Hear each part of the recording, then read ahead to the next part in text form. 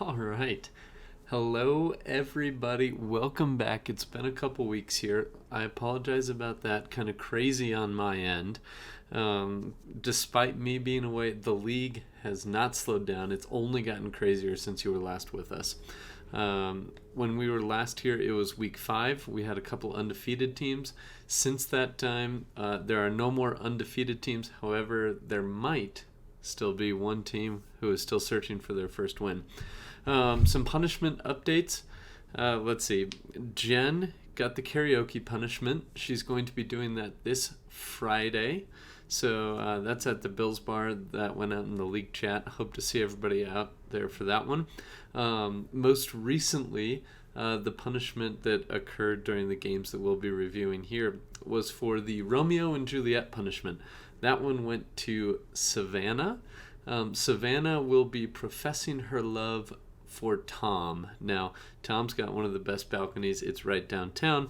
Hopefully this doesn't cause a rift between Savannah and Pierce. Or, even more dangerously here would be Tom and his new wife, Sarah. So, yeah, hopefully, Savannah's convincing, but not maybe too convincing. I don't know. Really curious to see this one play out. Would love it if a megaphone loudspeaker got into the action. That being said, the punishment for this upcoming week is going to be give me 1 second. It's a good one. You must make and or buy dinner for your other division mates. So, come on, McCaffrey or Frank. Suck it up this week. I would love a free dinner. All right, guys, let's get into this weekend's games. They were crazy. Starting with the Team Tiny Nuggets versus No Doubts About It. This was a battle of two middle-tier teams here, lower-tier teams. Unfortunately for Nuggies, they're going to lose 98.68 to 122.22.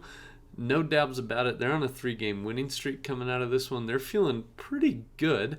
Amari Cooper is probably the biggest surprise of the year for this team. Aaron Jones is an absolute stud. And then also his old backfield mate, Jamal Williams. J-Willie, baby. He got out there, scored 2 touchdowns again. That's his 4th game of the year with 2 touchdowns. Pretty crazy. For Team Tiny Nuggets, this boils down to a couple injuries. Thielen and Edwards going out. Daniel Carlson, the kicker, he got blanked. So, we'll see what happens here. Trade deadline is at the end of Week 11. So, Nuggies has 3 weeks to figure out if he's trading or not. All right. Next game. Little Braze versus Redwood. This one was way closer than people expected. Little Braze wins 103.78 to 98.7. Yep, that's right, folks. Redwood is still searching for that first win. They are 0-8. Oh, gosh. And actually, with 1 win by Doug Todd, this team is going to be eliminated from the playoffs. So, Redwood is clinging on to the hope of making a comeback. Let's be honest, folks. They're in the toilet bowl. They know it. Everyone knows it. The reason here, Cooper Kupp got hurt. Taysom Hill didn't drop 40 points. Cortland Sutton appears to have vanished. It's not a deep team, guys. It's not a good team. For Little Braze, they nearly blew this one. Tyreek Hill got him off started early. 12 catches, 188 yards. Nothing new there. Rondale Moore, 7 catches, 92 yards, 1 touchdown.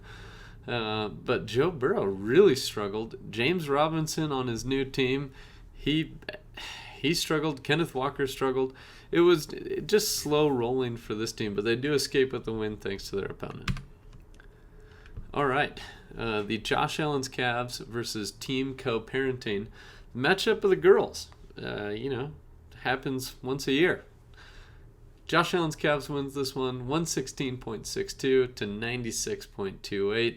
Wasn't really that close. You got Team Co-Parenting starting Geno and Mostert. Big Irv Smith, he gets out. He's actually injured and on IR. and the Vikings actually traded for TJ Hawkinson today. So not a good look for Irv Smith going forward.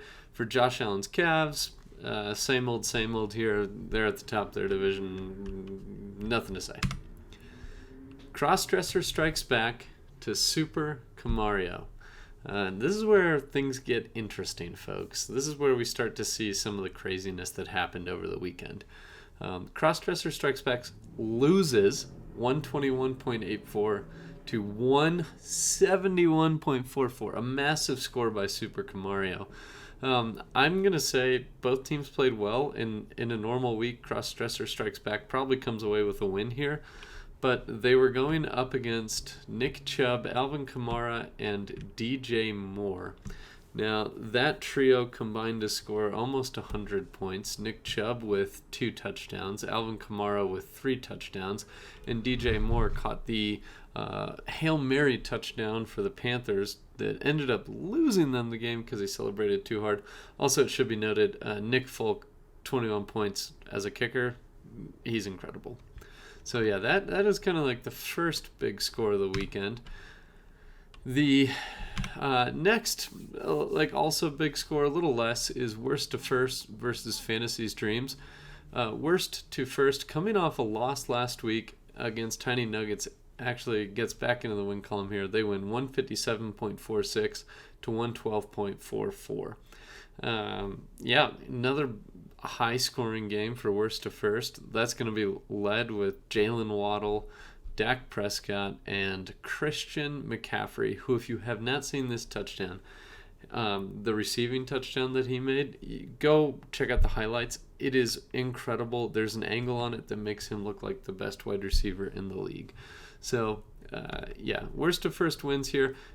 Things are looking up for Fantasy's Dreams. You've got Travis Etienne, Chris Olave, DK Metcalf, and Kyler Murray. So that's a very solid core. The Bills' D is always good. I think, they have a realistic shot at winning their division. But let's take it back to our last game. This was just incredible. The Gateway Archers, 204.6 to we touchdown there, 104.52. Gateway Archers literally won by 100.08 points.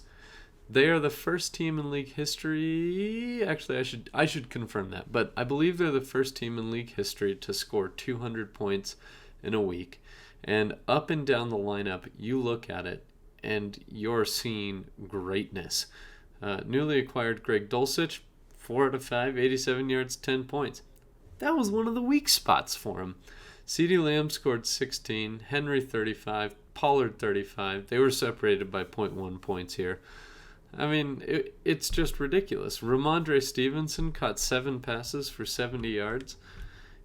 You literally cannot say enough great things about what the Gateway Archers did in this game, and there's nothing that says it's not going to slow down going forward.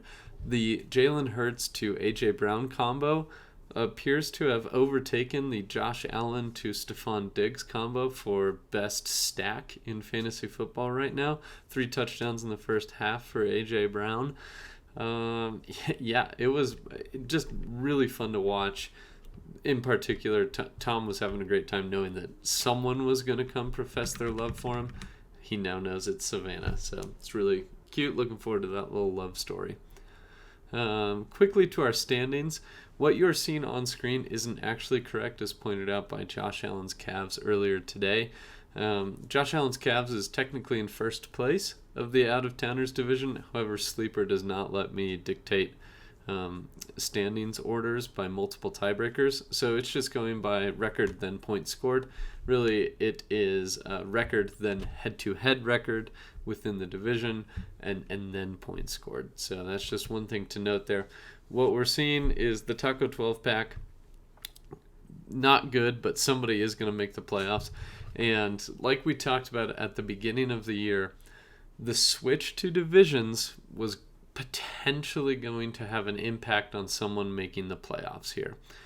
It looks like that will be impacting either No Doubs About It or even Team Tiny Nuggets. So At this point, we've got a couple locks for the playoffs just based on projections. That's going to be the top two in the Fishing for Trouble division and the Out of Towners division. You've got Gateway Archers, Josh Allen's Cavs, Worst to First, and Little Brays. They're all basically locked and loaded for the playoffs, but that's only two divisions. That means that the also very good and currently ranked 6th overall in the standings, of no doubts about it, won't be making the playoffs just because Taco 12 Pack gets a representative. So sorry, Frank, if that ends up being you. Also, you are very much still in this. Don't stop now. Keep fighting hard. Whatever motivational series speech will get you there. Last but not least, let's talk about the power rankings. The power rankings this week, we've got Gateway Archers after 200 points. They obviously move up into first place. Then they're followed by Worst to First and Little Brays. These are two teams that put up big numbers each and every week. And then Josh Allen's Cavs. So once again, that top four, not really changing that much. We do see We Touchdown there. He's on a bit of a slide, moving down to 5th place in the power rankings. And the biggest jump in making their top 6 debut is Super Camario. Now, it might be too little too late for them, but if they continue to score 170 points, they could sneak into the wild card spot. They're going to win out with that sort of thing. Keep in mind, we got about 6 weeks left in the regular season, so keep trying, folks. As we get down into the bottom half, you see No Doubts About It. That's their highest ranking of the year, followed by Fantasy's Dreams, Crossdressers Strikes Back, Co-Parenting. So there's that trio of 3 and 5 teams just kind of stuck in neutral. Nobody can get going, nobody can get out of it. And then followed up by the same two who've been at the bottom basically all year, Team Tiny Nuggets and Redwood. Okay. That's going to do it for this week, folks. Once again, stay tuned for future episodes. I've got some stats put together, so go ahead and let me know which stats you would like to start seeing. If there are curious things about the league, kind of history based that you'd want to know about, let me know that and I can get that to you.